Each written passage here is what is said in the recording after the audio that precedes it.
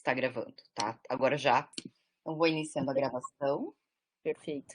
Primeiramente, quero apresentar, então, a Leila Mendes. Eu tô super feliz dela poder estar aqui. Gente, vocês não têm ideia, tá? Agenda concorridíssima dessa pessoa. Eu já fiz alguns cursos com ela que eu gostei muito e eu achei que, bom, poder trazer ela para vocês ia ser, tipo, muito show. A Leilane é formada em Direito, né? Ela tem um mestrado na área do Direito, mas com muito foco na tecnologia, aprendeu a programar e hoje manda muito bem nisso. Muito bem. Você é professora, né, da FGV Isso. e também é sócia fundadora da LexB. Fechadíssimo. E esse é o currículo super mini, que daí depois você completa com o que você achar que precisa dar de mais informações. E para te contar, então, essa é a turma de Direito e Inovação, é uma cadeira optativa, né, da Faculdade de Direito. Nós temos uns 70 alunos, mas geralmente a gente tem um número, assim, que assiste no online, que é o que consegue, porque é no meio da manhã, eu não sei porque que meu telefone fixo está tocando, mas tudo bem. Boa. E, então é o que tem, mas depois o pessoal acaba assistindo e se por acaso puder deixar, né, disponível, eu sei que muita gente acaba assistindo. Então é uma maneira também da gente poder divulgar esse tema que eu acho que é muito caro para ti, para mim. Então, Leilani, Sim, esteja à vontade, a palavra está contigo, eu estou por aqui. E tu vai me falando quando é que troca. isso. Primeiro, assim, agradecer a gentileza de poder, enfim, participar e sempre estar com você de alguma forma, Kelly. Você é uma professora, uma pessoa que me inspira sempre, então é sempre bom ter pessoas boas e que estão querendo compartilhar conhecimento junto nessa estrada tão difícil aí de direito, tecnologia, né? Então eu fico muito feliz de poder sempre estar pertinho de você, de uma inspiração assim. Então eu queria agradecer e deixar meu carinho aqui. E é um prazerzaço estar numa turma, né, de enfim, inovação, então trocar ideia com a galera para justamente trazer um pouquinho da prática aqui, né, nem de uma forma despretensiosa mesmo, para mostrar, né, nem falar de teorias, né, mas assim, para a gente explicar um pouquinho, pensar como que essas, né, essas novas habilidades, essas novas competências fazem, né, pensar se isso faz sentido para a turma do direito, e aí é o meu momento, sim, faz, eu vou tentar convencê-los, mas a ideia é justamente a gente pensar, né, novos caminhos, novas possibilidades, será que isso está rolando, né? Será que já tem gente trabalhando com habilidade, gente do direito trabalhando com habilidades? Então, acho que a proposta hoje, a gente até coloquei um nome um pouco genérico, né? Programação em direito, mas é para tentar trazer para vocês esses pontos que eu acho. Por que entender um pouco mais de computador, de programação, faz sentido para a turma do direito e por que a gente pode pensar nisso como pontos para fazer cursos, se aperfeiçoar e fazer sentido para vocês. Então, pode passar, Kelly, por gentileza. Coloquei, né, a gente colocou ali minha descrição também, a Kelly gentilmente já colocou ali e contou um pouquinho da minha trajetória. Eu acho que o caminho, acho que é isso, assim, eu, assim como vocês, escolhi direito, achei que ia para né, fui para o caminho tradicional, fazer direito empresarial, trabalhei com auditorias, longas noites, e aí, em certo momento, me desencantei pela rotina do direito, né? Mas sempre apaixonada, e principalmente o direito empresarial sempre me despertou muito essa ideia de sempre a gente tem que estar buscando novas formas de pensar, porque a galera é muito ligeira, tudo acontece e a gente precisa estar esperto nessa movimentação. E aí foi onde eu me deparei com uma temática de tecnologia relacionada a empresarial, que era, né, societário, que era equity crowdfunding, e aí foi que eu estudei no mestrado, né, financiamento coletivo de micro e pequenas empresas. E ali eu tinha que estudar a plataforma e entender o que era isso, né, o que essa plataforma faz, o que ela propõe, né, enfim, entender isso no mercado. E foi meu primeiro contato com tecnologia.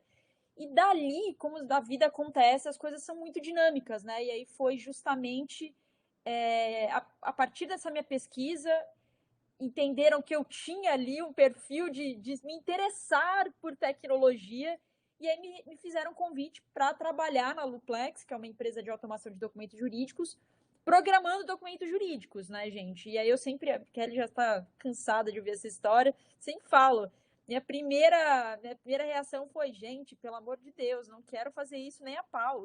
Programar, tipo, não sei. Não.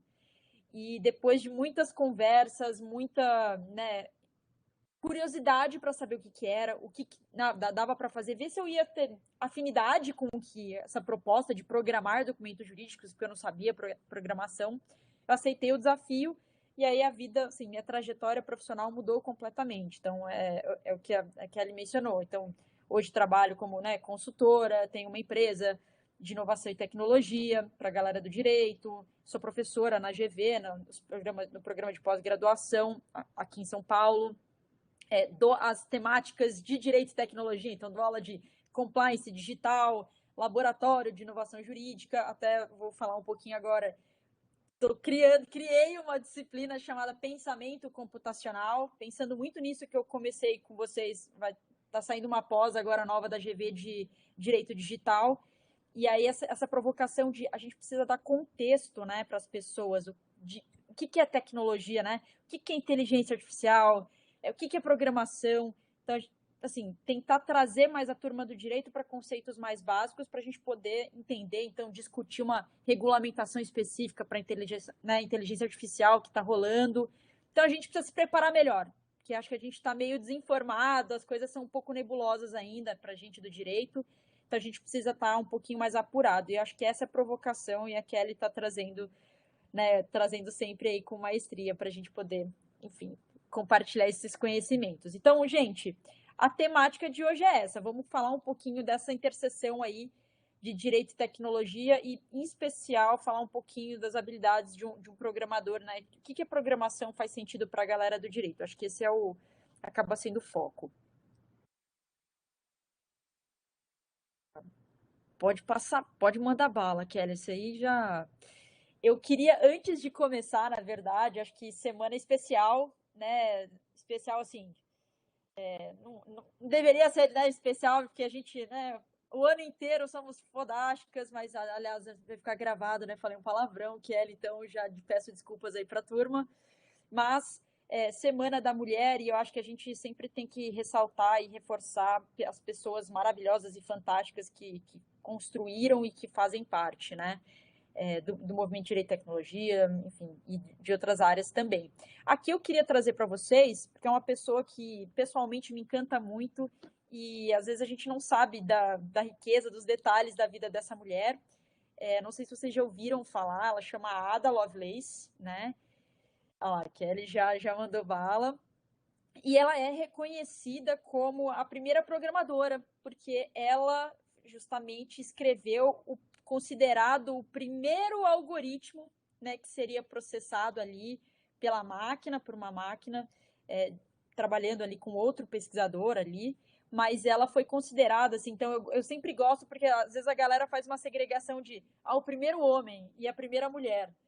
Primeiro, né, para isso e para aquilo. E a Ada foi assim, a primeira programadora ever. Então, assim, é a mulher fantástica, porque não teve o primeiro homem, foi a Ada. Então, eu gosto sempre de reforçar isso. Matemática, ela foi matemática, escritora, e curiosamente ela foi filha do escritor inglês Lord Byron. Então, assim, tem várias coisas muito interessantes. Fica super a dica para vocês se aprofundarem e conhecer a Ada, mas é uma referência e para mim muito especial, porque tecnologia também é um espaço em que a gente tem pouca presença feminina e a gente precisa de mais diversidade nesse campo, é muito importante. Até o convite super legal, né? Uma guria falando de programação, né? Eu acho super legal essa proposta. E é o que a gente sempre tem que ter falado, tem que ter espaço, né? Espaço para todo mundo. Então, fica a dica da Ada aí, porque eu acho que vale a pena.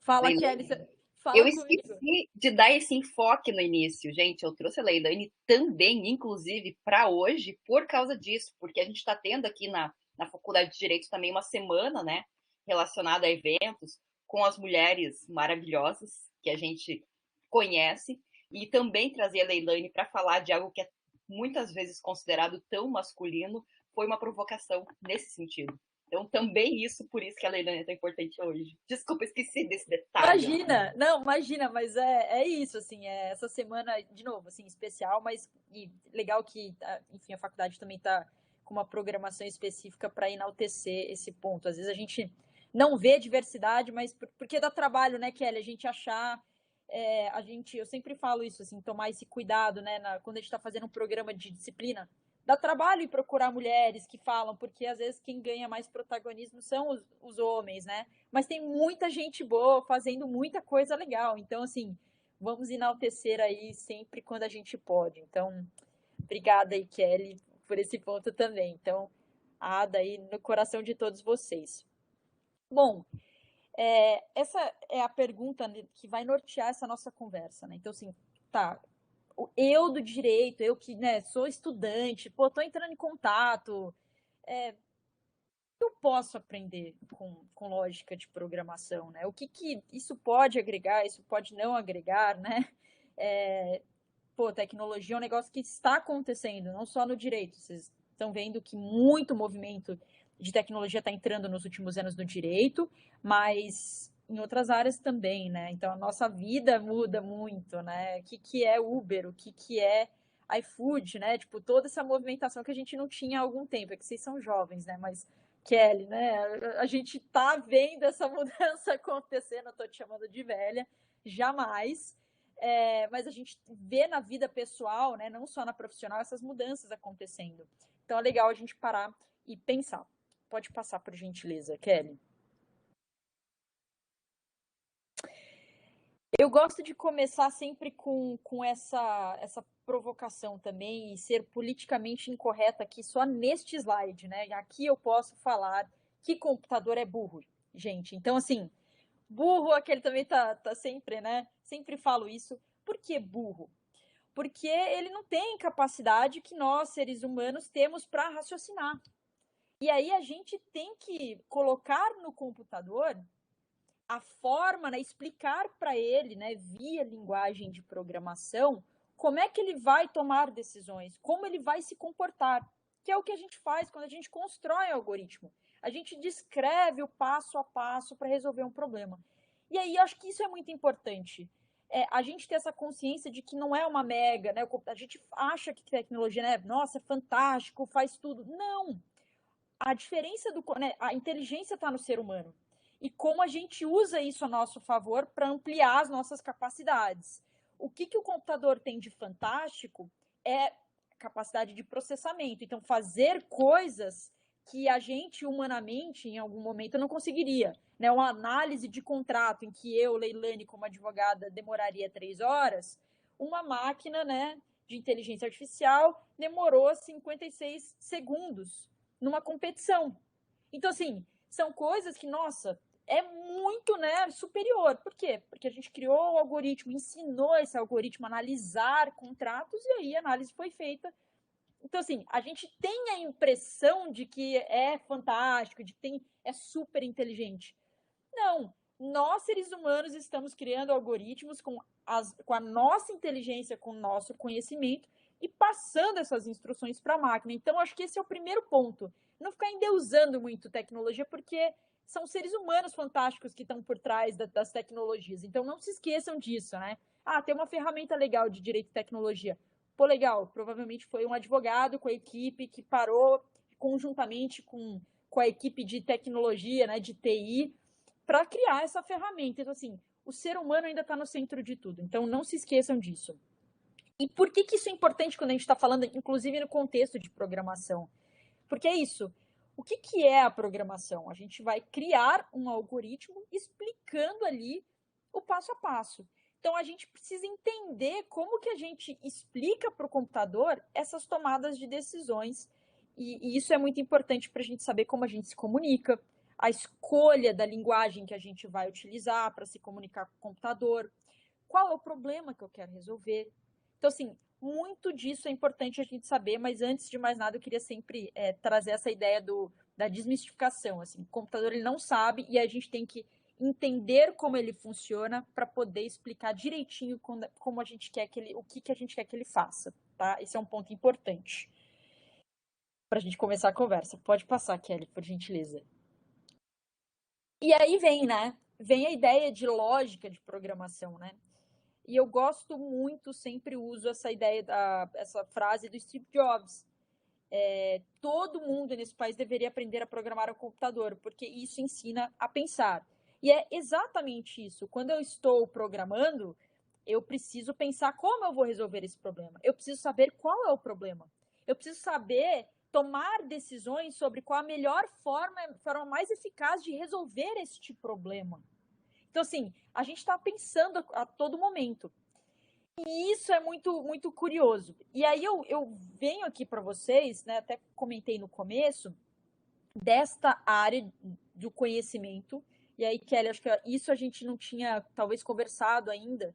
E eu tenho estudado muito aí nesses últimos meses, assim, porque esta área específica que a gente denomina de pensamento computacional, que é um movimento de educadores e de pessoas da ciência da computação entendendo que esse processo de programar e esse processo de lidar com o computador, ele desenvolve habilidades que poderiam ser utilizadas em diversas áreas.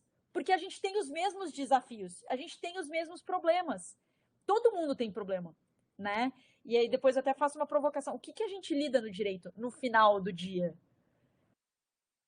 Que ele já cantou a bola. Tipo, assim, pepino, né, gente? Pepino. Então, assim, por que programação poderia auxiliar a galera do direito? Por que programação, a lógica, como isso faz sentido, poderia auxiliar outras áreas?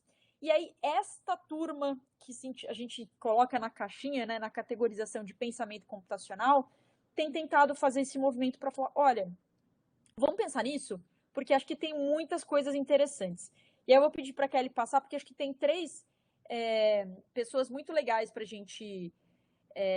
Até já pulei, né, para pensamento computacional, o que é, na verdade, mas eu vou falar dessas três pessoas, mas é justamente tentar fazer essa categorização. Então, quando a gente trabalha como cientista da computação para criar algoritmos, para programar, a gente está, de novo, olhando um problema e tentando propor soluções. E o pensamento computacional é basicamente isso. Só que pensando, lógico, soluções, resolver, né, propor soluções, identificar problemas e propor soluções para o mundo, né, tecnológico. Como é que eu resolvo isso? Como é que eu resolvo aquilo? Mas é muito interessante a gente pensar nesse processo, justamente pelo que eu falei. Este processo de identificação de problemas, de resolução de problemas, é o mesmo processo que a gente leva para outros aspectos da vida e nem percebe. A gente tem metodologias, só que não está claro para a gente do direito que a gente usa isso, mas a gente tem, né? Então, como é que a gente vai fazer qual que é a minha metodologia para propor uma inicial? Qual que é a minha metodologia para propor uma contestação? Eu tenho que fazer o checklist de todas as informações do meu cliente. Então, assim, a gente tem uma organização para fazer as coisas. Agora, imagina, se a gente se apropria desses conhecimentos e habilidades, a gente pode, de uma forma mais simplificada também, ter esse olhar mais apurado para, será que algumas coisas não poderiam ser beneficiadas de tecnologia? Será que algumas coisas eu preciso fazer mesmo? Será que são coisas só procedimentais? A gente até usa a expressão procedurais, né? São procedimentos. Será que algumas coisas o advogado precisa ainda fazer? Então, assim, é muito legal porque a gente vai desenvolvendo esse senso crítico, né? Então, vou voltar aqui falando desses três autores que eu acho super legal vocês procurarem, que vão falando muito dessa ideia de pensamento computacional, ou seja, pegar algumas ideias, né, algumas atividades que são feitas e são treinadas na Faculdade de Ciências da Computação e trazer essas ideias para as outras áreas, justamente para ajudar a galera a estruturar melhor o raciocínio e organização das ideias para a resolução de problemas. Então, essa ideia dessa caixinha chamada pensamento computacional. E aí a gente tem esses três autores que eu vou pedir para a Kelly passar por gentileza, que é rapidinho, mas eu acho interessante, porque são três autores falando coisas diferentes. Então, o papel é relacionado, e aí muito famoso, à educação básica infantil. E ele fala, olha, e a gente vê até hoje em dia várias escolas, não sei se vocês já, enfim, repararam, várias escolas oferecendo programação básica para as crianças. Por quê? Justamente nessa ideia de melhorar o raciocínio crítico, o raciocínio lógico, como quebrar problemas, né, de formas, identificar um problema grande e quebrar em pequenos pedaços para serem resolvidos. Então, trazer programação poderia ser, né, é interessante. Lá em 1980, minha gente, olha só, já tinha gente pensando nisso. Então, assim, não é novidade, já estava rolando. Outra pessoa muito legal para a gente ver, que também tem vários artigos e é muito interessante, é justamente o Perlis, que lá em 1962 já argumentava que em nível universitário a gente tinha que ter aulas de computador, né, tipo de programação, ter contato maior com tecnologia, porque isso, de novo, poderia auxiliar as pessoas a entender como resolver problemas. Porque isso é natural de todas as áreas, de novo. Não é só da ciência da computação, é que a gente tem enfoques diferentes. Mas isso auxiliaria a estruturar melhor e entender essa complexidade. Mas quem ganhou ali o foco com um artigo extremamente provocante e simples ali, de acho que 3 ou 4 páginas, foi a professora Janete Wynn, tá? Porque ela começa a trabalhar com essa ideia, todo mundo, né? Porque ali você viu que foi, se você separar, foi meio nichado. Educação básica, vamos pensar no nível mais de criança, como a gente implementa isso para educação infantil, depois a gente vai para, não, ó, nível universitário. Mas aí vem a Janete e ganha essa proeminência ali, falando, escrevendo esse artigo e fazendo essa provocação, falando assim, galera, acorda. É para todo mundo, não é para criança, não é para universitário, assim, é todo mundo, todas as áreas deveriam se beneficiar dessa ideia de pensar como um cientista da computação, porque isso vai dar bom, né? Isso vai dar bom. Então, eu acho que essas referências são legais para vocês, quem quiser pensar ali sobre, se aprofundar mais sobre o pensamento computacional. E aí fica até uma dica. No Brasil, tem uma mulher muito interessante, não sei quem já ouviu falar, Nina da Hora. Ela é cientista da computação e ela tem um trabalho muito legal sobre enviesamento de algoritmos, né? Então ela tem várias iniciativas para trazer, por exemplo, comunidade negra presente no ambiente virtual. Então ela tem vários projetos nesse sentido.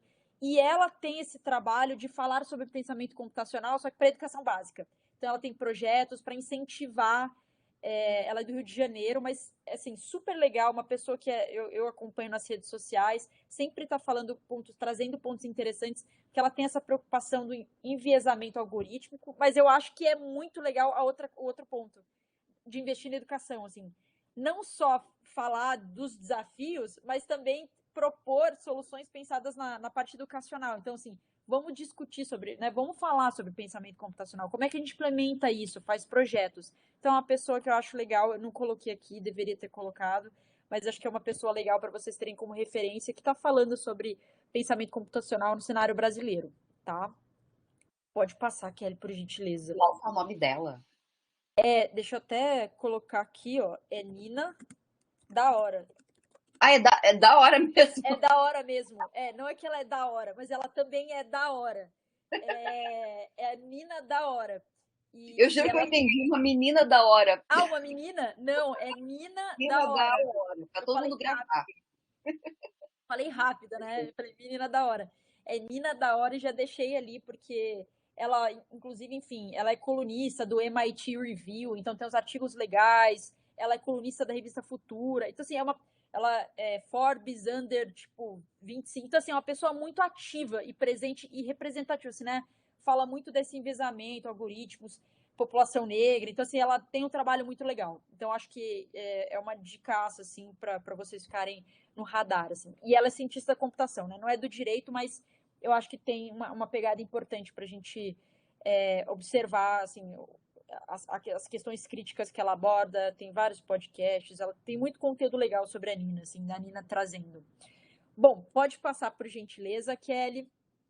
E aí, aqui, né, vocês vão falar assim, bom, Leila, massa, legal, pensamento computacional, mas afinal, assim, como é que a gente dá concretude para entender um pouquinho mais o que é isso, né? Tipo, quais são essas atividades? O que então o cientista da computação faz que eu deveria saber? E aqui eu trouxe um pouco algumas ideias, de novo.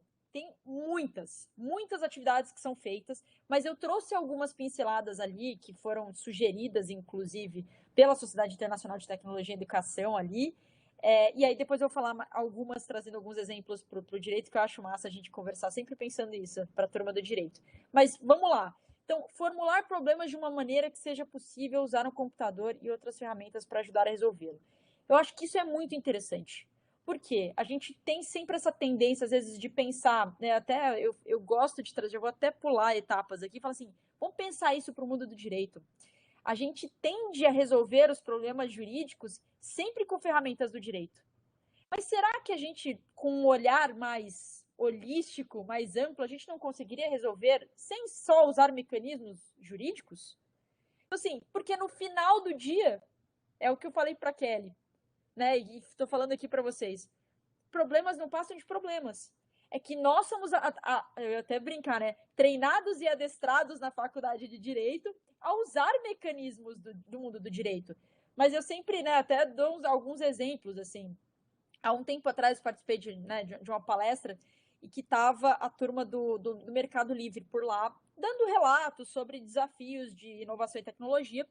E em um certo momento eles estavam explicando justamente falando sobre os desafios que eles tinham uma tecnologia legal para resolução de conflitos, que eles queriam muito usar, mas que não tinham uma adesão do público, porque parecia que nem o público sabia. Então, assim, eles não queriam judicializar, né, mandar tudo para o judiciário, que não era interessante nem para eles e nem para as pessoas, pô, vão ficar frustradas, não vão mais querer usar o Mercado Livre, né, enfim. E aí, desenvolver essa plataforma, mas não tinha jeito da galera usar. Aí, como é que vocês acham que foi a sacada para a galera começar a usar a ferramenta? Alguém chuta aí?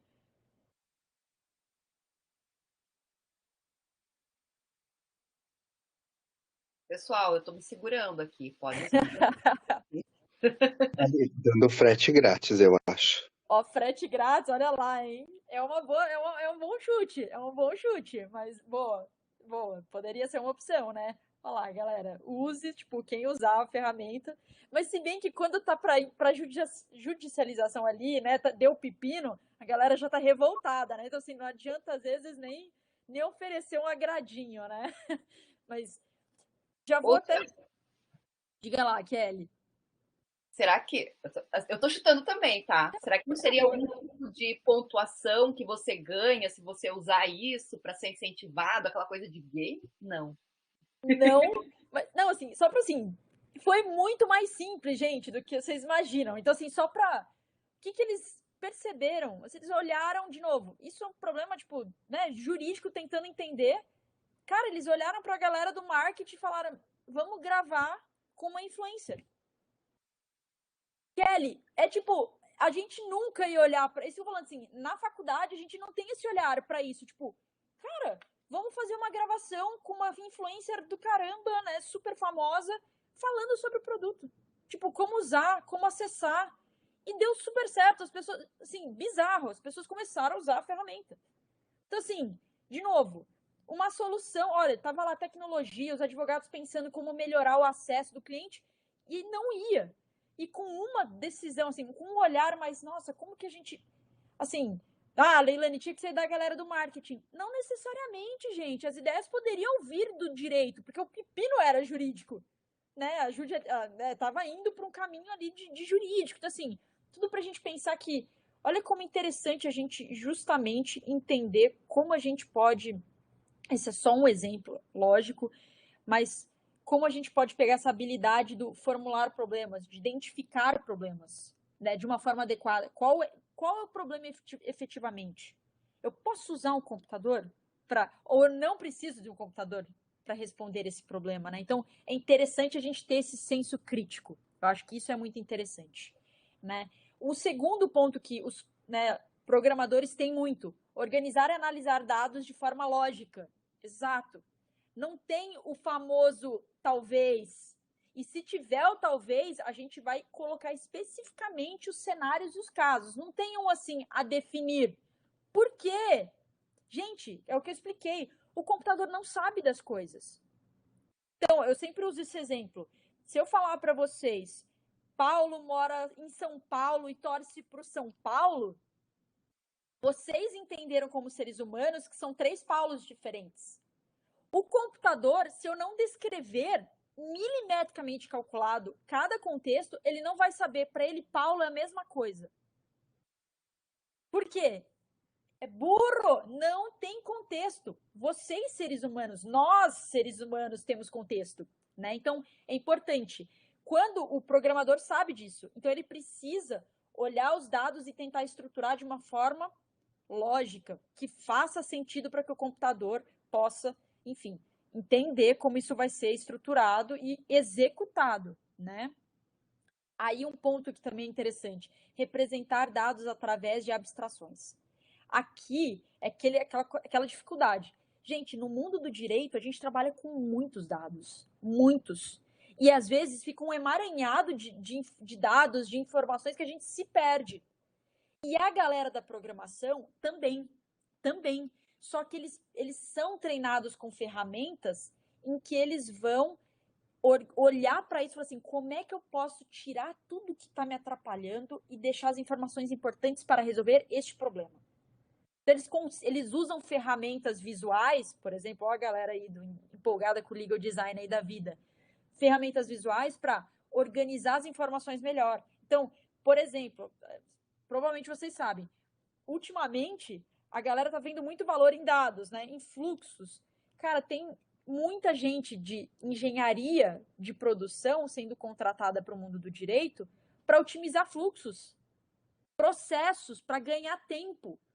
Então, assim, olha como a gente está pegando conhecimento de outras áreas para, de novo, representar melhor, a gente visualizar melhor, para quê?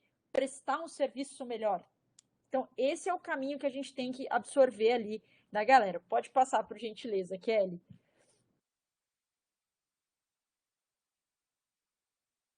Ali, ó.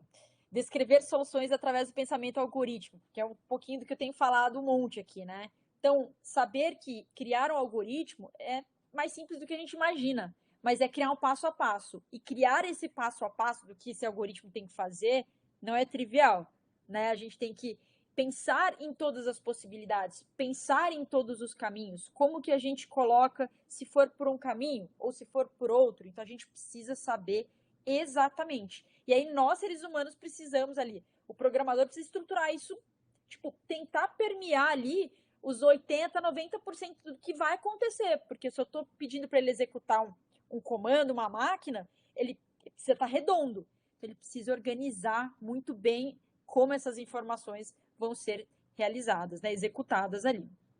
5. Identificar, analisar e implementar possíveis soluções com o objetivo de alcançar a combinação mais eficiente. Aqui é muito legal, porque não basta apresentar uma solução só. Aqui é o que a gente fala, é uma solução elegante, uma solução que não vai sobrecarregar o sistema. Então, dentro desse emaranhado de possibilidades de resolução de problemas, o programador tem que lidar. Nossa, meu cliente, ele não tem um sistema muito bom, ou ele tem que entender todo o cenário para propor soluções elegantes. E isso é muito legal, porque ele sempre está com isso na cabeça. Não é qualquer programa, não é qualquer código. Tem que fazer o melhor código que vai render, que vai fazer com que o sistema seja, tipo, prático para o usuário. Como é que isso está sendo, né, externalizado. E, por fim, para mim, assim, esse é um que a gente usa muito pouco no direito, e eu acho fantástico. Que, normalmente, é justamente isso. O programador dá muito trabalho fazer o primeiro programa, gente. Dá muito trabalho. Kelly faz uma carinha aí de, né, o primeiro programa, aquela, né, sofrimento. Então, o que é interessante, e eu acho que esse é um instinto do programador, não é ficar recriando as coisas do zero, é reaproveitar, de novo, ganhar tempo. A gente brinca às vezes falando, programador tem um espírito preguiçoso, mas é o preguiçoso do bem, porque ele não quer ter que fazer a mesma coisa sempre, fica copiando e colando, ele quer resolver. Então, o que eu acho interessante é, ele sempre tem esse olhar, será que este sistema funciona para outros cenários? Então, se eu fizer um genérico e depois passar para outros cenários e fazer pequenos ajustes, isso funciona? Então, este olhar holístico maior de menos individualizado é algo que a gente não tem muito no direito, porque no direito a gente está mais o caso a caso, né? A petição tem que ser a petição do cliente X. E aí, quando a gente trabalha com tecnologia, a gente fala, mas será que todas as contestações trabalhistas não têm o mesmo formato? Será que um contrato de prestação de serviço também não tem algumas cláusulas que são padrão? Então, assim, a gente começa a olhar que tem coisas que fazem, tipo, que são iguais, mas que, lógico, e outras têm especificidades, mas a gente começa a despertar esse olhar. E a galera da programação precisa muito ter esse olhar genérico para entender esses desafios. Bom, dito isso, a partir desses apontamentos aqui, aí eu coloquei para vocês nos próximos slides ali, acho que 4 slides, só alguns pontos que eu acho que até já fui comendo bola falando empolgada aqui, já trazendo alguns pontos que eu acho que dialogam muito com a turma do direito, mas só para dizer que isso aqui não é exaustivo, assim, tem muito mais coisa, mas só alguns pontos que eu acho importantes. Pode passar, por gentileza, Kelly. Pode passar mais um. O pensamento algorítmico, né? Algorítmico. Eu acho que essa ideia do passo a passo, das sequências para resolver um problema, para mim é muito importante. A turma do direito, se soubesse, pensasse como um algoritmo estruturado, eu acho que a gente teria esse olhar muito mais de o que a gente pode fazer e o que a gente pode colocar para a máquina fazer. E a gente se desprenderia de atividades burocráticas que desgastam a nossa rotina do trabalho. Então, eu acho legal a gente ter esse olhar do pensamento algorítmico, tipo, gente, como que, né? A gente tem esse passo a passo na cabeça, que é o que eu falei. A gente sabe tudo o que a gente percorre para fazer uma contestação trabalhista. Será que se a gente não usar uma ferramenta e colocar isso tudo ali, ela não pode ajudar a gente a fazer uma elaboração de um documento mais rápido, né? Tô aqui usando os exemplos de vida aqui, né? Que meu caso que eu falei de automação de documentos jurídicos. Bom, será que não dá? Né? Se a gente não pode usar uma ferramenta para agilizar tempo. Então, assim, saber as sequências e instruções lógicas para resolver um problema, eu acho que é muito importante para a turma do direito. Eu acho que isso desmistifica muitas das coisas que a gente faz e a gente consegue ver valor naquilo que a gente entrega mesmo, que é estudar, que é olhar, fazer pesquisa, desenvolver uma tese. Esse é o valor que nós, advogados, temos, né? Não é elaborar um contrato. Não, elaborar, escrever, redigir. Não, mas o que vale no contrato é o que a gente coloca ali, o tempo que a gente estudou. Então, a gente começa a ter esse olhar um pouco mais apurado para algumas atividades, que começa a falar, nossa, algumas atividades podem ser automatizadas, alguns processos, a gente consegue ter esse olhar. Para mim, essa primeira habilidade a gente poderia, assim, se beneficiar. A segunda habilidade, decomposição. Aqui é isso. Imaginem um programador com um código de 1000 linhas e eles precisam saber achar um problema. Em que linha está o problema? Só que esse problema provavelmente está associado a outras informações dentro do contexto de um código. Então, o que o programador precisa fazer, que eu acho fantástico, e eu acho que nós do direito precisamos disso também, é justamente quebrar um problema em microproblemas, porque isso é mais prático para a gente ser mais assertivo para resolver e juntar depois. E por que eu estou falando isso? Justamente para a galera do direito. Depois que vocês passam a fase da faculdade, quando vocês começam a fazer estágio, vocês percebem que, diferentemente da faculdade, em que a gente tem processo civil 1, processo civil 2, processo civil 3, os pepinos caem no nosso colo, tipo, penal, processo civil, tributário e tudo junto. Tipo, o cliente vem com um monte de pepino de outras áreas. Então, esta noção de decomposição, para a gente é muito importante. Até para a gente conseguir tomar a decisão de o que é um problema relevante a ser resolvido e o que não é.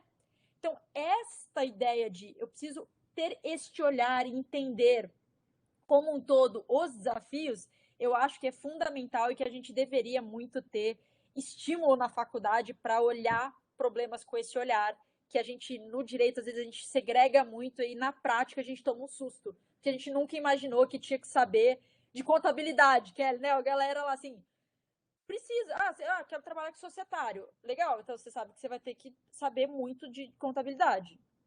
É mesmo, sim, e finanças também, fiote, porque senão você está fazendo operações societárias bilionárias ali, você precisa saber que vai ter você vai ter que olhar números. Nossa, E aí a gente precisa ter este senso crítico para conseguir dar conta do recado nesses desafios. Esse é o profissional diferenciado, que ele consegue olhar os desafios e os problemas e propor essas soluções. Vamos lá, terceira habilidade. Eu tô vendo aqui a gravação, Kelly, passando, eu tô estourando um monte aqui, né? Vamos lá. Habilidade 3, né? Abstração. E aqui a gente tem uma dificuldade muito grande em abstração, né? A turma do direito. Assim, a gente tem dificuldade por N questões, mas a gente, por exemplo, é o que eu falo, pensar em que eu posso identificar um problema e que essa resposta poderia se encaixar em tantos outros pontos. Este nível de abstração é muito complicado para a gente. Ou é muito difícil a gente pensar, por exemplo, Kelly, a aula, né, quando eu vou explicar para os alunos como funciona um loop, né, que é um comando de repetição, é muito difícil para os alunos do direito. Tipo, como assim um comando de repetição? Pois é, gente, lá a galera, os programadores, em alguns momentos, a gente usa alguns comandos, de novo, para a gente tipo, poder dar a instrução adequada do que a gente quer que aconteça. E tem uma instrução que é repetição. Por quê? Porque eu quero que aquelas informações se repitam até que determinada condição aconteça. Mas é muito difícil, porque para a gente do direito, isso não é trivial. Então, assim, a abstração é algo que nos ajudaria muito a entender algumas coisas melhor, a extrair algumas ideias, porque eu sinto que às vezes a gente tem uma camada mais simplista. Então, assim, no sentido de a gente não consegue ir a fundo. E a matemática e a lógica podem sim nos ajudar a ter este nível de abstração. É o que a gente fala, é o que eu falo, por exemplo, uma fórmula de matemática. Ai, gente, como que chegou na. Tipo, a ideia é que ali tem um percurso, por exemplo, explicando para vocês. Não é que essa forma passou por um percurso de resolução de problemas para chegar ali com aquela carinha de fórmula, né? Então, assim, a gente passou por etapas. E ali a matemática, ela é uma linguagem universal para que todos possam olhar aquela fórmula, teoricamente, tá, gente? Teoricamente.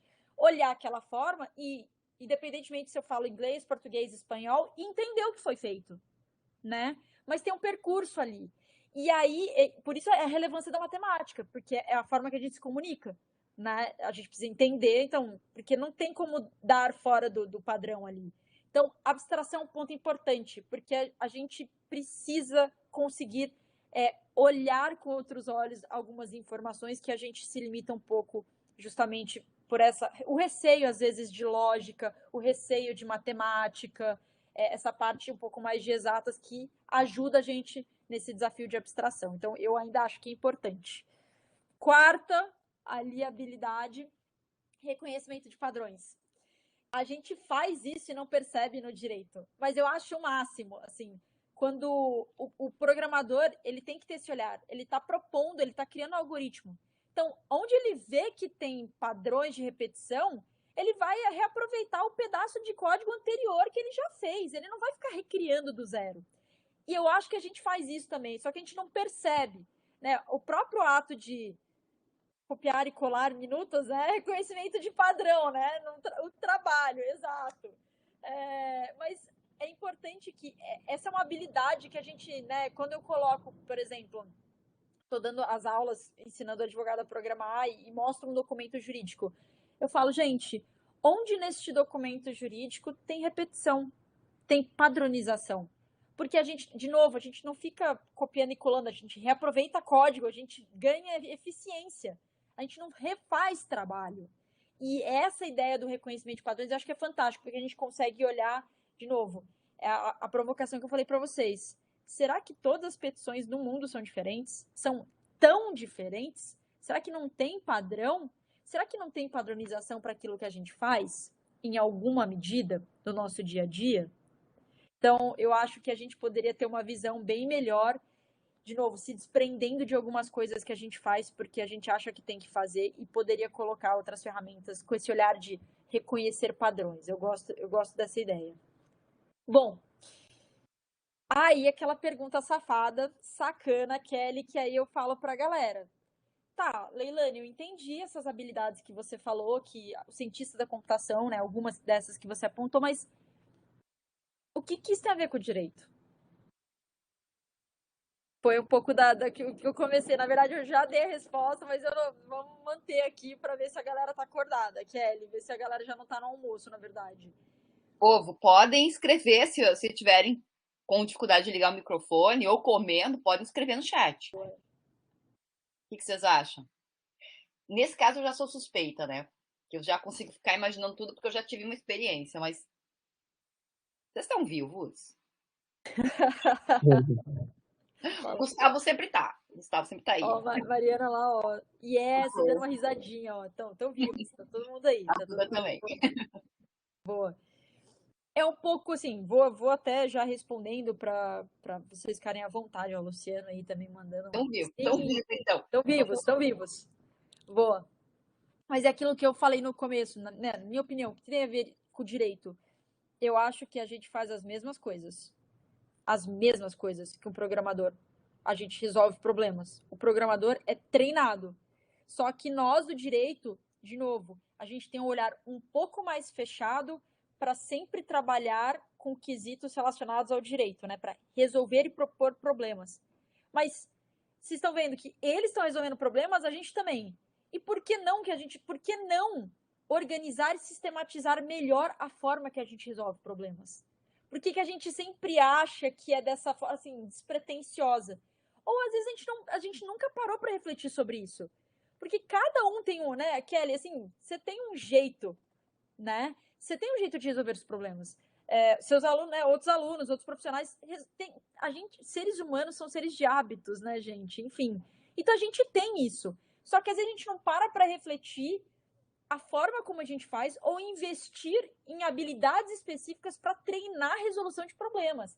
E aí vem essa galera os educadores de ciências da computação falando, olha, vamos pensar nisso. Aí vem outras faculdades, outras escolas, né? Na Finlândia, né, Kelly, que tem aquela escola do Chaos Pilot. É Finlândia, né? Eu tô falando errado. Eu acho que é Finlândia. Que, gente, a faculdade não tem faculdade, tipo, assim, é direito, é cientista da computação, é administração, assim, vai lá e resolva problemas. Então, é construção ativa para você entender esse processo, porque é isso que vocês fazem no escritório, é isso que eu faço como professora, é isso que, né? Então, assim, só para dizer, como a gente pode aprender com esses processos e vai facilitar a vida de vocês aí na rotina, no dia a dia, não só, enfim, em casa, não só no trabalho, mas também em casa. Então, assim, como é que a gente organiza e resolve e propõe as melhores resoluções de problema? Bom, passando então, ó, que ele gentilmente já colocou. Por que aí eu pulo para um... É na Dinamarca, nós duas erramos. É na Dinamarca. Falei Finlândia, Dinamarca, desculpa. Boa, maravilha. Aí eu faço um salto enorme, porque eu acho que, beleza, assim, aqui eu tô evangelizando vocês, a galera, ciências da computação, as metodologias podem ser aplicadas ao direito. Mas eles vão falar, legal, parabéns, palestra interessante, tchau. E aí o que eu quero falar para vocês é que já tem gente do direito se beneficiando disso.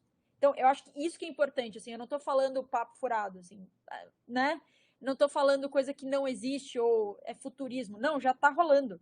Então, até se passar os próximos slides, Kelly, rapidinho, por gentileza, a gente tem aqui o radar da B2L, que a B2L é a Associação Brasileira de Legal Techs e Law Techs no Brasil aqui, e eles fazem quem é associado, eles fazem essa categorização ali, até o próximo slide ali, o boom que deu, né, 2000, eu participei dessa construção ali, Kelly, nesse momento. Quando começou, não tinha ninguém, assim, era tipo a galera empolgada, uns brothers, gente, vamos fazer um movimento aí. E aí depois passou de um boom de essa galera que não sabe nada, tipo, que tá tentando se unir para juntar forças, até esse boom hoje que vocês estão vendo. O tanto de legal tech e law tech, que são empresas, são startups que prestam serviços e criam produtos para o mercado jurídico, tá? E aí, olha o tanto de gente. E essas pessoas, né, esses profissionais, muitos deles, têm essas habilidades diferenciadas para trabalhar com tecnologia. Então, assim, existem vagas, e aí pode passar por gentileza também, Kelly, vagas com atuações que exigem algumas dessas habilidades, tipo, por exemplo, programação. Então, eu sou um exemplo, assim como as pessoas que eu trabalhei lá na Luplex, que eu trabalhava fazendo programação de documentos jurídicos, mas eu tinha o conhecimento, precisava ter o conhecimento jurídico para saber se o que estava sendo escrito ali parava em pé, né? E ao mesmo tempo eu tinha que ter essas habilidades de programação. Tem amigas, né? Tem, enfim, ex-alunas, até que ele conheceu a Bianca, tá trabalhando no Matos Filho. Agora, desculpa, mudou. Não tá mais no Matos Filho. Ele está no Tosini Freire, trabalhando com dados, ciência de dados. E agora, assim, o que ela faz? Cara, ela cria dashboard, né, organiza as informações jurídicas, ela precisa ter os insights do direito para ver se faz sentido o que ela está mostrando para os clientes. Então, assim, habilidades jurídicas e habilidades, né, da área de tecnologia, né? Enfim, ela trabalha com linguagens de programação.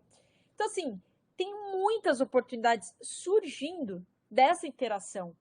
Então, até recentemente eu vi as vagas de legal design, a galera falando, exigindo, por exemplo, conhecimento em métodos ágeis, que fazem parte também do dia a dia do profissional que trabalha com ciência da computação.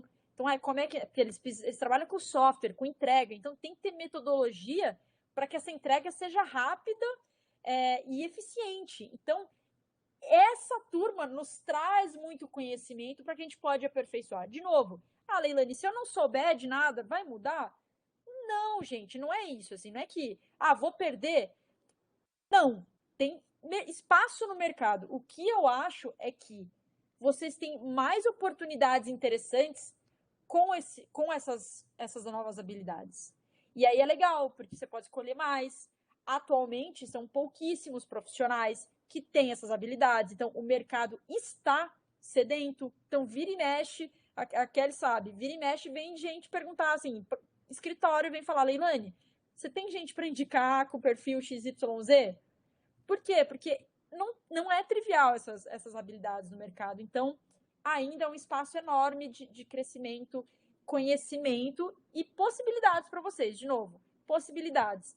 Acho que o direito, inclusive, é isso, né? Um lugar legal para quem quer trabalhar com áreas, enfim, diferentes. Então, tecnologia aplicada ao direito, né? Esse espaço que a gente chama ali de direito e tecnologia é um lugar legal para vocês verem sentido e olhar com um olhar assim, interessante. Porque eu brinco falando, não é só atuar em startup. Os pepinos decorrentes da tecnologia estão chegando na gente também. Então, a gente precisa ter conhecimento para dar uma resposta à altura, né? Então, quando, alguns anos atrás, quando aqui em São Paulo, a linha 4 amarela coloca câmeras de vídeo para gravar reações de publicidade sem autorização, isso super LGPD, o IDEC tem que entrar, né, entra com uma ação civil pública falando, não, você não pode gravar o rosto, né, filmar o rosto das pessoas sem autorização. Então, assim, tem um monte de coisa que vai surgindo, ou, por exemplo, câmera de reconhecimento facial no foragido em Salvador. Foi legal, conseguiram reconhecer, legal, mas eles erraram antes, viu? Teve pepinos. Tivemos pepinos, pegaram pessoas que não tinham nada a ver com a câmera de reconhecimento facial. Então, assim, os pepinos estão chegando na galera do direito, querendo ou não. E aí é a venda final aqui. Quem tiver mais preparado e disposto a conhecer, porque esse também é outra parte legal. Tem lugar para todo mundo. Então, Kelly, não gosta de programação? Passa. Tem blockchain? Vai entender um pouco sobre blockchain. Leilani, eu curto, tipo, eu sou mais estilosa, eu curto... vai entender o que é o movimento do legal design, vai pensar, porque legal design É a mesma. Gente, é resolver problemas. Não é só a Visualock que a galera tá vendendo peixe. A gente tá vendo um monte de todo mundo lá, a pira do documento bonito com botões. Serve para alguma coisa? Não. Então não aplica legal design. Por quê? É para o quê? Para ajudar a explicar melhor, colocar o ser humano para compreender melhor. Tem todas assim, tem objetivos claros, ferramentas, né? Para ter um propósito. Não é pegar hype e não dá, né? Porque entrar nessa onda porque está na moda. A gente tem que saber por que as coisas estão acontecendo. Né? E eu não sou contra esse movimento, eu acho legal. Mas eu acho que a gente tem que explicar para os alunos do direito por que isso é legal e como aplicar para que vocês tenham o senso crítico de serve ou não para o meu caso. Né? Porque do legal design, inclusive, que eu acho um dos casos pioneiros foi o da Amil. Né? E o da Amil era super relevante porque era um advogado tentando explicar medicamentos para os juízes que não têm familiaridade com os assuntos, com esse assunto específico. E deu super certo. Agora tem os legal design que é só para, tipo, putz, meu cliente, vou colocar ali um legal design. Tem vários casos que estão sendo noticiados que o juiz não entendeu nada. Ele pediu para emendar a inicial, porque não dá para entender o que ele está pedindo. Ou seja, se o objetivo era comunicação melhor, gente, assim, não rolou, né? Não rolou. Então, assim, eu acho que é legal vocês terem esse senso crítico de experimentar dentro dessa área de direito e tecnologia e ver o que serve para vocês. Acho que senso crítico acho que é o mais importante. E Kelly, encerrado, sempre falo, né? Que a força esteja com todos vocês, o mestre Yoda aí, para assim, dar um ânimo no coração. Não é fácil, porque a gente não teve esse treinamento adequado, poucas faculdades agora estão tentando incentivar. Então, assim, essa disciplina optativa que vocês estão tendo é um privilégio, tá? Porque tem outras universidades que não têm, e aí vocês precisam, assim, correr atrás de outras formas. Então, aproveitem as oportunidades que a faculdade, que a Kelly, que é fantástica, super generosa, que eu sei, tá dando para vocês, e de entender melhor e construir esse movimento. Porque é isso, eu tenho um orgulho imenso de falar, cara, eu fiz parte desse movimento de direito e tecnologia. Eu sou uma das pessoas que estou aqui tentando passar conhecimento, educação para as pessoas, entendendo esse ponto, né? Assim, e que não é fácil para a gente que é do direito, mas é possível. E ponto, assim, a gente pode, a gente é só querer, então correr atrás aí. Deixo ali depois, Kelly, também ali o meu Instagram, o Instagram da LexB, enfim, da empresa lá que a gente tem, o LinkedIn. Então, assim, mandem, de novo, acho que a ideia aqui mandem mensagem, vamos trocar ideia, é sempre aproximar vocês assim, o que a gente puder dessas temáticas de direito e tecnologia, podem contar comigo nesse caminho aí, esse árduo caminho, mas muito recompensador. É isso. E eu sei que dá para contar. Brigadão, Leilane, porque assim, todas as vezes que a gente precisou, a gente chamou e a Leilane estava lá para explicar. Porque assim, realmente, eu lembro do que foi aquela semana daquele curso, é um parto. As não habilidades que a gente precisa, né, que a gente não tem, que a gente precisa desenvolver como habilidades, e como elas nos auxiliam no dia a dia depois, mesmo que a gente não vai, eu não fui, não deu certo, não fui programar, mas a ideia da questão de olhar para o problema, de repartir o problema, a capacidade de abstração, são habilidades mesmo que a gente vai desenvolvendo e que a gente pode usar para muita coisa. Então, eu sou apaixonada pela possibilidade dos alunos entrarem em contato com isso. Mesmo que eu não consiga explicar, eu conheço quem consegue. Então, poder fazer esse match, assim, para mim é um privilégio. Eu te agradeço demais por ter aceito. Imagina. E está aberto aqui para vocês ou falarem ou perguntarem. Eu não sei se tem mais algum minutinho, Leilane, para eventualmente ter alguma pergunta. Perfeito. Opa. Até pedir Vai... desculpa aqui, que eu acho que eu me estendi, né, Kelly, do tempo que a gente tinha combinado. Então, pedir desculpa aí, que já é hora do almoço aí, né, turma? Então, tá osso aí, coitados. Tá tudo certo, né? Porque a gente pode aproveitar. E claro, quem não pode ficar acaba saindo antes e assiste depois, faz parte, é assim que funciona mesmo, né? É como a gente pode agora. E uma coisa assim que me chama atenção é, tipo, depois disso, como que os alunos eles podem, e essa eu acho que é uma dúvida que muitos têm, como que a gente pode fazer para aprender, para aprofundar? Aonde que busca?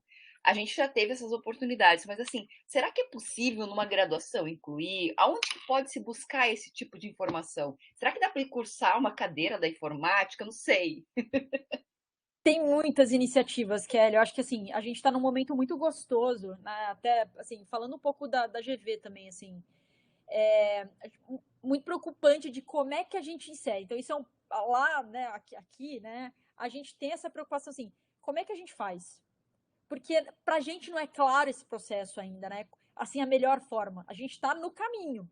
Então, assim como, né, essa disciplina, por exemplo, optativa, então a GV tem colocado, por exemplo, para graduação, essas tentativas de laboratório, de fazer disciplinas diferenciadas. Então, eles não colocam como algo fixo, mas sim todo semestre tem algum laboratório diferente para que os alunos possam experimentar.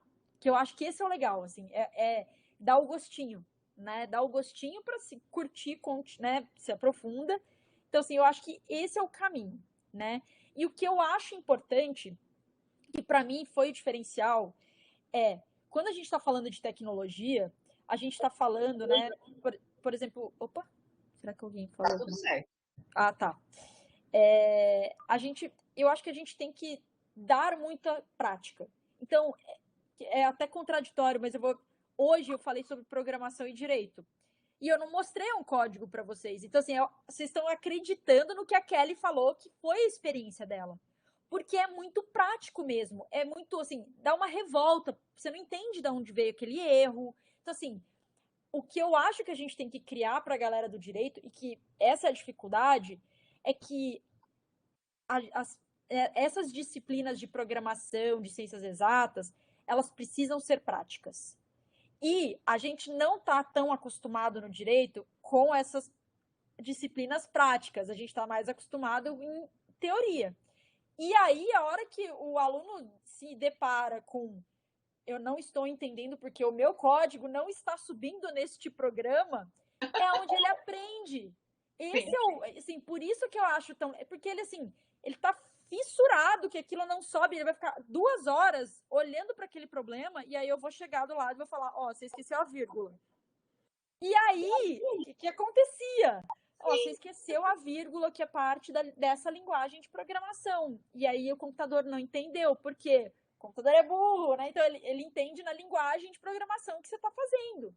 Então, eu acho que a prática, ela dá uma experiência, assim, e até, Kelly, assim, a primeira disciplina que eu dei optativa de programação na GV foi muito legal, porque no final, a gente queria muito feedback, né? Como é que foi a experiência de automação de documentos jurídicos? E os alunos falavam, a programação não foi o problema. A programação não foi. Uma hora vai, porque você entende a linguagem. Ela vai. Só que eu entendi que o meu maior desafio foi entender o fluxo. O fluxo de um documento jurídico. O contexto jurídico precisa estar mais apurado para fazer sentido para o computador. E aí a galera falou assim, caracas, olha como eu aprendi mais direito fazendo programação do que se eu estivesse estudando direito da forma tradicional. E para mim essa é a pegada. Olha como a gente pode aprender direito com outras ferramentas e que podem nos empoderar ainda mais, cara. Isso para mim assim é puff. Então a prática para mim é muito importante e eu acho que tecnologia é isso. A gente tem que trazer esse viés prático para eles saberem o perrengue, ter essa sensação de dificuldade, não que é um pouco a gente às vezes perde um pouco nesse contexto do direito, que a gente dá muita teoria. Sim, não, esse foi eu lembro, né? Porque eu lembro como se fosse hoje, né? O desafio que foi. E era essa coisa, lembra da gente fazendo procuração, e de repente a gente se dá conta das questões da qualificação, de coisas muito básicas, né? Mas que a gente para pensar quando a gente resolve isso. E quando a gente resolve de uma vez, porque ele tá pronto. Você não precisa voltar lá para resolver de novo várias vezes. Esse é um negócio que é genial. Você ganha muito tempo do operacional para poder realmente criar. Isso atualmente é o que vale, né? Exato, exato. Então, acho que a gente pode se beneficiar aí dessa tentativa. De novo, eu acho que eu não colocaria uma disciplina, você está falando da GV, porque pós-graduação, a gente matutou muito antes de fazer uma pós-graduação em Direito Digital, porque, gente, o que é Direito Digital? A galera não sabe se falar o que é Direito Digital. Sim. Nem quem faz Direito Digital consegue explicar o que é Direito Digital, né? Então, a gente está aprendendo, então acho que a gente tem que estar com a consciência tranquila de que estamos entendendo melhor esse processo, até por isso que a gente está trabalhando com optativas e não obrigatórias. Mas é legal dar essa possibilidade para que as pessoas experimentem e tenham esses desafios assim, na flor da pele.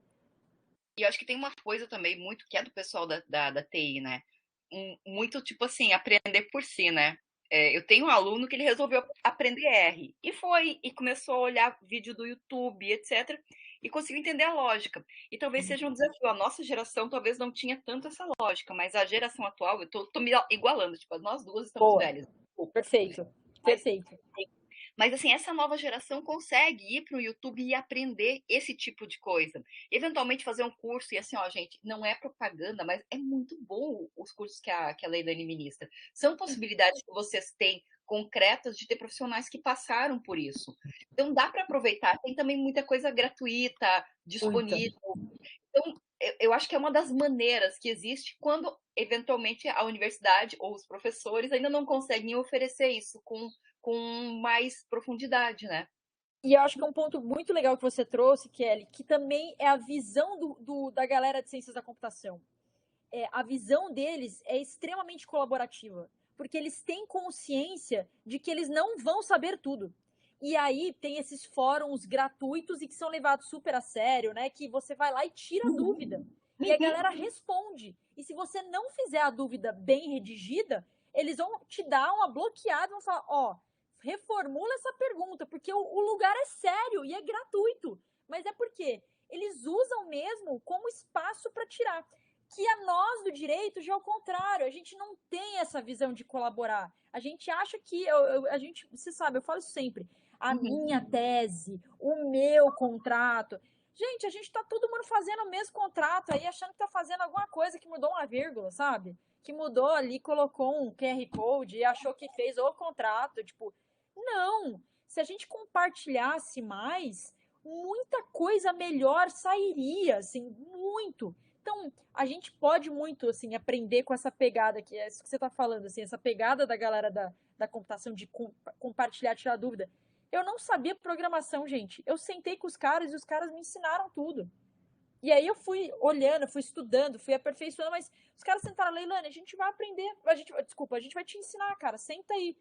Escorreram lágrimas? Escorreram lágrimas. Mas assim, os caras falaram, a gente quer te ensinar.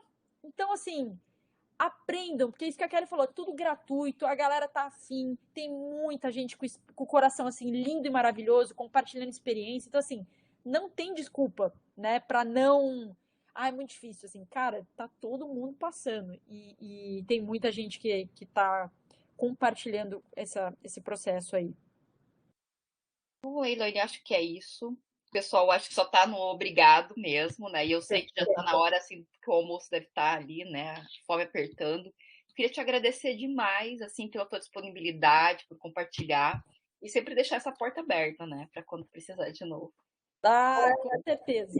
Com certeza. Obrigada pelo carinho, Kelly, pela oportunidade de falar com a galera, de estar aqui. Enfim, quem for assistir depois também, obrigada. E, enfim, estamos juntas aí na construção e compartilhação de conhecimento. Compartilhamento, ó, compartilhação é boa. Compartilhamento de conhecimento. Pode contar comigo, com a gente lá da LexB, sempre. Obrigada. Então tá, te libero. Tchau. Tchau, tchau, gente. Deixa